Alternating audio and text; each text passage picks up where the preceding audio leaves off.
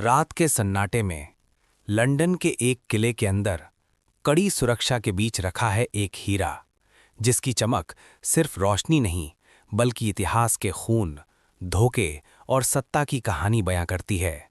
कोहिनूर। लेकिन सवाल यह है, यह हीरा भारत से इंग्लैंड कैसे पहुंचा? क्या इसे सम्मान के साथ दिया गया या फिर सत्ता के दम पर छीन लिया गया? इस कहानी की शुरुआत होती है आज से करीब 800 साल पहले भारत की धरती पर आंध्र प्रदेश की गोलकुंडा खानों से निकले एक अनमोल पत्थर से, जो धीरे धीरे बन गया राजाओं की ताकत का प्रतीक। ये सिर्फ एक हीरा नहीं था, ये सत्ता, शान और अधिकार का प्रतीक था। समय बीतता गया और ये हीरा कई शासकों के हाथों में घूमता रहा, पहले हिंदू राजाओं के पास, फिर दिल्ली सल्तनत के खजाने में, लेकिन इसकी असली पहचान बनी मुगल साम्राज्य के समय। मुगल बादशाह शाहजहां ने इसे अपने सबसे कीमती खजाने मयूर सिंहासन में जड़वा दिया, वही सिंहासन जो दुनिया का सबसे भव्य और महंगा सिंहासन माना जाता था।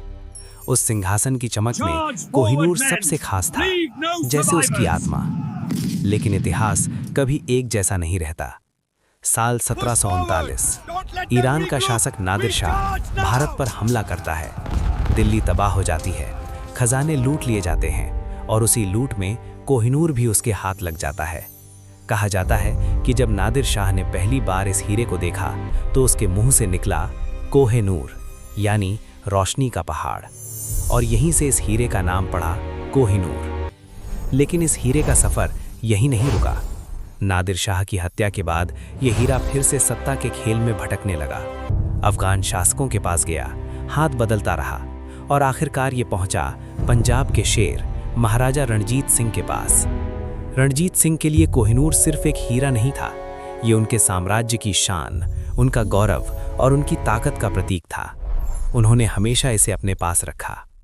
लेकिन 1839 में रणजीत सिंह की मृत्यु हो जाती है और यहीं से शुरू होती है असली साजिश। उनकी मौत के बाद पंजाब की सत्ता कमजोर होने लगती है, अंदरूनी संघर्ष बढ़ते हैं और इसी मौके का फायदा उठाती है ब्रिटिश ईस्ट इंडिया कंपनी। धीरे धीरे अंग्रेज पंजाब पर अपना नियंत्रण बढ़ाने लगते हैं और फिर आता है साल 1849, जब पूरा पंजाब ब्रिटिश शासन के अधीन आ जाता है। उस समय पंजाब के नाम मात्र के राजा थे महाराजा दलीप सिंह, जो सिर्फ 10 साल के एक छोटे बच्चे थे।